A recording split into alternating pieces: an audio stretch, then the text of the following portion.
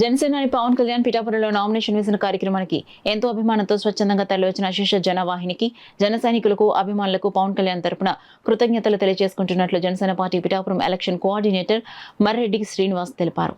పిఠాపురం పట్టణం సమీపాన గల హోటల్ గోకుల్ గ్రాండ్లో ఏర్పాటు చేసిన మీడియా సమావేశంలో ఆయన మాట్లాడుతూ ఇదే ఉత్సాహాన్ని అభిమానాన్ని కనబరుస్తూ పవన్ కళ్యాణ్ ఎమ్మెల్యేగా అధిక మెజారిటీతో గెలిపించుకోవాలని ప్రజలకు పార్టీ నాయకులకు కార్యకర్తలకు విజ్ఞప్తి చేశారు.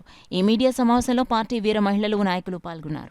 ఎప్పుడైతే అధ్యక్షులు బయలుదేరారో ఇక్కడ ఏం మెసేజ్ ఉంటుంది, మా అధ్యక్షులు వారు బయలుదేరితే వారంతా కూడా ఏదో నామినేషన్ అన్నట్టుగా కూడా వచ్చిన రాజానికి తర్వాత దీన్ని ఒక 20 నిమిషాల్లో మళ్ళీ రిస్టోర్ చేసి మేము అనుకున్న ప్లాన్ ప్రకారం కొల్లపోల ఎంఆర్ఓ ఆఫీస్ కానీ ప్రోగ్రామ్ స్టార్ట్ చేసాం.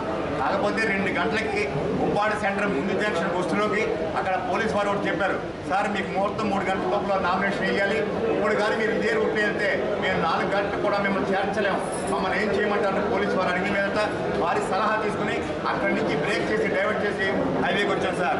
తదుపరి మా అధ్యక్షుల వారు నిన్న ప్రెస్ నోట్లో కూడా చెప్పడం జరిగింది, ప్రెస్ మీట్లో కూడా ఏదైతే మిగిలిపోయిందో దాని త్వరలోనే అది అక్కడ మళ్ళీ కార్యక్రమం జరుగుతుంది.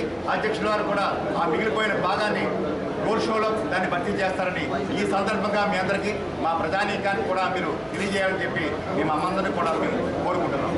ఈవేళ ఇందులో అలా కాదు సార్, మెజారిటీ లోకల్గా వచ్చే కార్యకర్తలు నాయకులు వరే సార్, బయట నుంచి వస్తారంటే ఏ కార్యక్రమం జరిగినా వస్తారు.